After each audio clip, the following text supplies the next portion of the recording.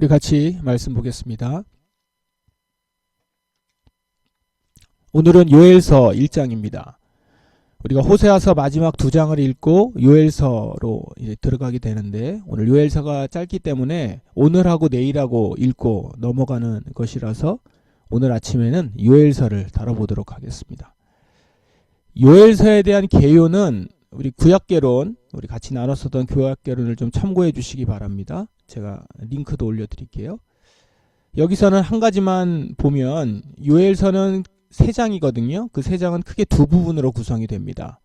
첫 번째는 메뚜기 재앙과 그 장차 임할 여호와의 날에 대한 경고가 2장 중반까지 나오고요. 그 다음에 이제 그 이후부터 3장까지는 회개를 통한 이스라엘의 회복과 축복의 약속, 이렇게 구성이 그렇게 되어 있습니다. 앞부분은 재앙과 경고, 그리고 뒤에는 회복과 축복, 이런 구성을 가지고 오늘 1장을 읽으시면 좋겠습니다. 본문을 좀 봅시다. 1절부터 4절 사이에 나오는 내용을 좀 보면 지금 이스라엘에 메뚜기 떼가 날아들어서 재앙이 일어나고 있다라는 걸 알 수 있습니다. 요엘이 활동하던 시기가 정확히 언제인지는 잘 모릅니다. 이 부분도 이제 구약개론에서 좀 얘기를 나눴는데, 어쨌든 지금 경고가 일어나기를 메뚜기 떼가 날아들어서 재앙이 일어납니다. 2절에 보시면 2절 중간에 너희가 사는 날이나 너희 조상이 살던 날에 이런 일이 일어난 적이 있느냐? 그러니까 전무후무한 일이라는 거죠. 그리고 4절 풀무치가 먹다 남긴 것은 메뚜기가 먹고, 메뚜기가 남긴 것은 누리가 먹고, 누리가 남긴 것은 황충이 먹었다. 그러니까 이제 메뚜기 떼로 통칭 지어지는 여러 가지 곡식을 먹는 곤충들이 이제 날라드는 거죠. 다 메뚜기류죠. 그래서 곡식들을 다 먹어치우는 중이다라는 겁니다. 여러 종류가 다 나오면서 여기서 얘기하고자 하는 건 뭡니까? 남긴 것 없이 완전히 소멸된 상태가 될 거라는 겁니다. 풀무치와 메뚜기와 누리와 황충과 이 재앙이 겹치고 또 겹친다는 겁니다. 남김없이. 지금 이스라엘에 재앙이 임했습니다. 이게 어떤 재앙이냐면 일종의 자연재해죠. 자연재해가 임했습니다. 그런데 이것이 재앙 차원에서 온 것이다 라는 것을 보여주고 있습니다. 5절부터 12절에는 이 재앙으로 인해서 백성들이 애곡하는 내용이 나옵니다. 술 취한 사람들아 깨어서 울어라, 이렇게 나오죠. 근데 먼저 볼 것은 여기 6절에 보면은 강한 나라가 내 땅에 쳐들어왔다. 그 군대가 너무 많아서 셀 수가 없다. 이런 얘기가 나오거든요. 여기에서 이제 강한 나라나 군대, 이것은 그 메뚜기 떼를 말합니다. 메뚜기 떼가 강한 나라 군대 같은 위력을 좀 발휘하고 있다라는 겁니다. 그렇게 느껴지는 것이죠. 그런데 이제 5절에 보시면 술 취한 사람들아 깨어서 울어라 라고 하죠. 포도주를 즐기는 사람들아 통곡하여라, 이렇게 나옵니다. 그러니까 이 말은 다시 보면은 지금까지 백성들 중에는 술에 취했고 포도주를 즐기며 살아왔던 이들이 있었다는 것이죠. 그 사람들로 대표되는 많은 사람들이 있었다라는 겁니다. 아마도 이렇게 곡식으로 술을 해먹을 수 있는 사람들, 부유층이죠. 부유층인데 물론 부유층에 국한된 것이 아니라 그들을 중심으로 해서 술에 취해 있을 만큼 풍요롭고 사치스럽게 살아왔다라는 겁니다. 그러니까 이스라엘에 이런 시대가 있었거든요. 이런 시대를 지나면서 이제 경고를 먹는 겁니다. 그런데 지금 이렇게 재앙이 임해서 더 이상 이런 사치를 부릴 수 없게 됐다라는 겁니다. 단지 사치를 부리지 못할 정도로 그냥 가세가 기울었다, 이게 아닙니다. 완전히 경제가 망가진 상태가 되는 것이죠. 그래서 재앙은 어디까지 임했냐면 9절에 보시면 제물을 드릴 수가 없어서 예배가 진행되지 못하는 일까지 가는 겁니다. 이것은 이스라엘이 중요하게 여기는 제사를 드리지 못했다라는 표시도 되지만, 한편으로는 재앙으로 인해서 하나님과의 관계까지 끊어져 버리게 되었다라는 것을 주는 것이기도 합니다. 재앙은 경제적, 사회적으로 피폐하게 만드는 것을 넘어서서 신앙적, 영적으로까지 흔들어 버리고 있다라는 겁니다. 이제 이스라엘이 해야 할 일은 하나입니다. 바로 금식을 선포하는 겁니다. 13절에 제사장들아 거친 베옷을 입고 슬피 울어라. 제단 앞에서 섬기는 자들아 소리 높여 울어라. 내 하나님을 위해 일하는 자들아 베옷을 입고 자거라. 14절 백성을 불러 모아라. 금식일을 정하고 거룩한 모임을 선포하여라. 장로들과 이 땅에 온 백성들을 모아라. 그들을 너희 하나님 여호와의 성전에 모으고 여호와께 부르짖어라. 제사장들을 중심으로 해서 먼저 회개의 자리로 갑니다. 성전 앞에서 소리내어 울며 돌이켜야 된다는 것이죠. 그리고 백성들을 일깨워서 하나님께 부르짖어 구원을 요청해야 된다라는 겁니다. 선지자는 이러한 재앙에 대해서 15절 보시면 여호와의 심판날이 가까웠다라고 선포하죠. 그날에 전능자가 심판을 내릴 것이다. 여기서 여호와의 심판날 이렇게 되어 있는데 이것은 요엘서에서 아주 중요하게 여기는 여호와의 날을 말합니다. 여호와의 날. 원문으로 보면 그냥 여호와의 날입니다.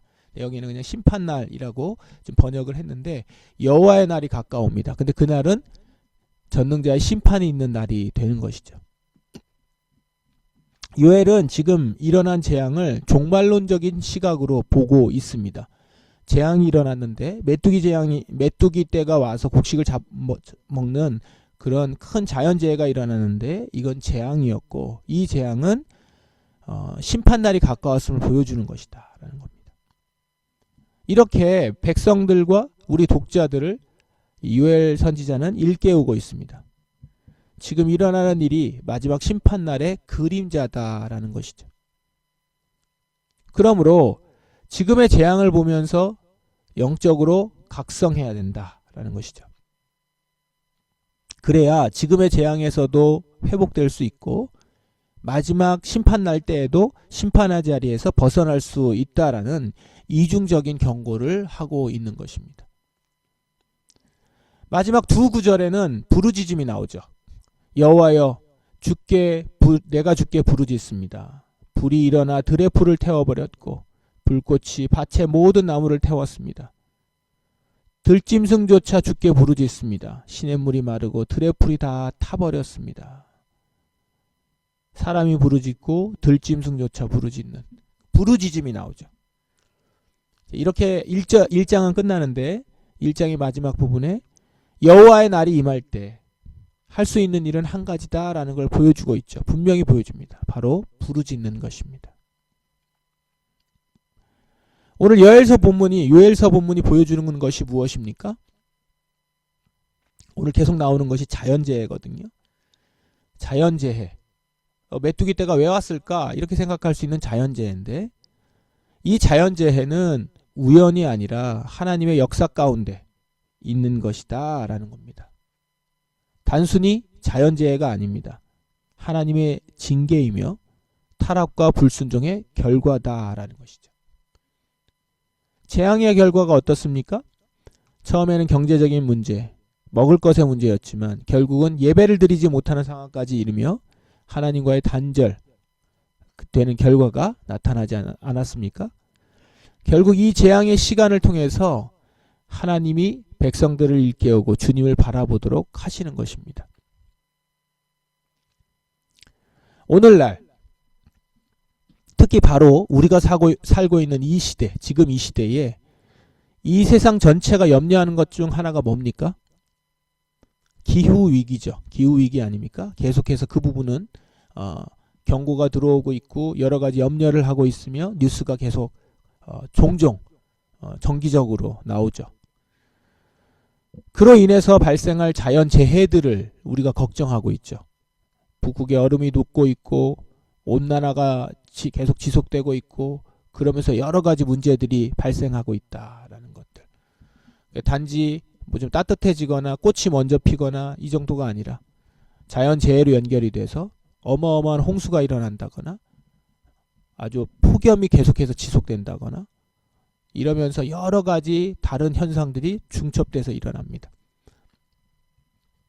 문제는 실제로 예상하는 것보다 더 빠르고 더 광범위하게 일어나고 있다는 거죠.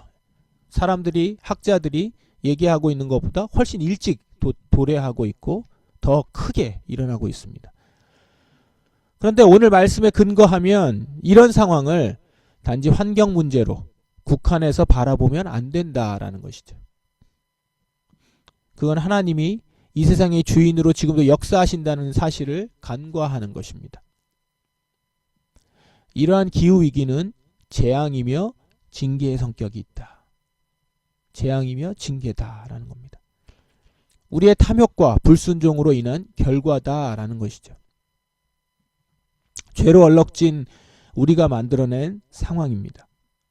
술 취해 있고 포도주를 즐기며 자연에서부터 주어지는 풍요로움을 남용하며 오용했습니다.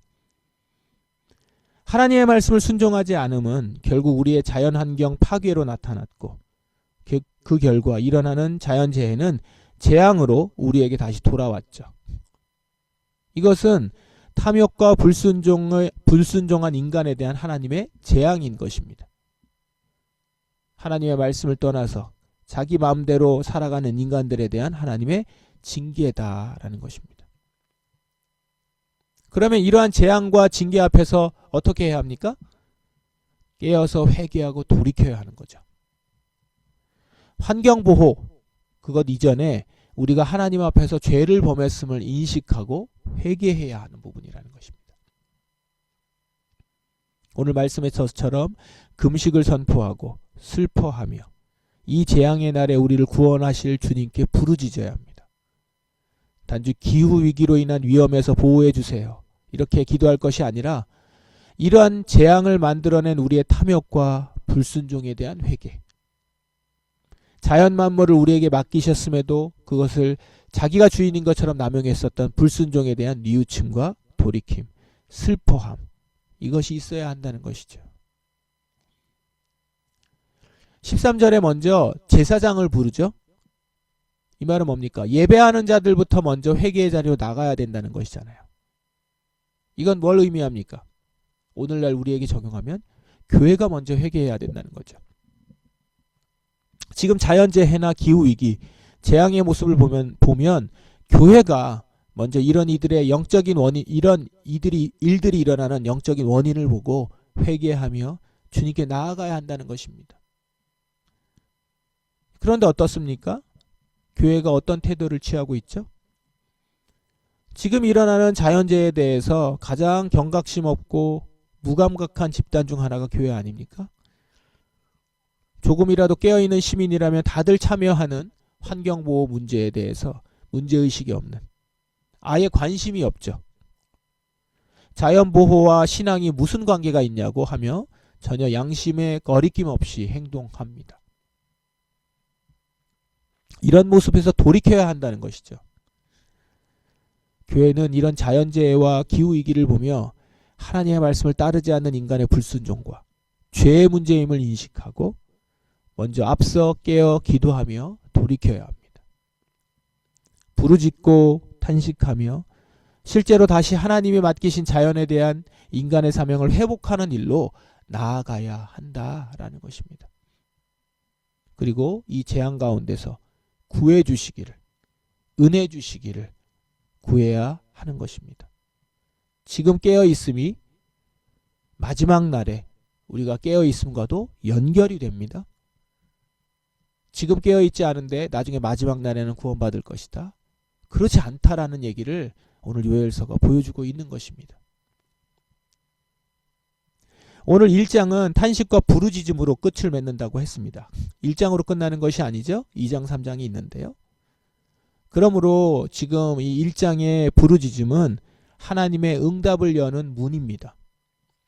이어지는 2장 3장을 보면 그렇게 부르짖는 자들의 소리를 들으시고 다시 회복하시고 복을 약속하신다라는 것을 볼 수 있습니다. 그러므로 먼저 부르짖어야 합니다. 회개의 부르짖음, 은혜를 구하는 부르짖음. 이 시간은 그렇게 부르짖는 시간입니다. 이 세상의 재앙과 재해들을 보면서 특별히 생태계의 파괴와 재앙으로 다가오는 기후위기 앞에서 이것을 영적인 부분으로 우리가 인식하여서 각성하여 깨어 부르짖어야 합니다. 교회에게 먼저 말씀하셨습니다. 교회가 먼저 이 일에 나서 부르짖을 수 있기를 바랍니다. 우리 교회를 통해 주께서 원하시는 각성과 회개가 시작되기를 바라는 마음으로 이 시간 기도하시기 바랍니다. 주님 앞에 먼저 나아가 슬피 울며 또한 우리에게 일어나는 여러 일들에 대해서 민감하게 주께서 이 모든 것에서 또한 슬퍼하시며 우리에게 말씀하고 계시고 또한 우리에게 경고하고 계신다라는 것들을 깨우치며 각성하여 기도하는 저와 여러분 되기를 바랍니다. 시간, 기도하는 시간 갖도록 하겠습니다. 말씀에 의지하여 각자의 자리에서 기도하시겠습니다.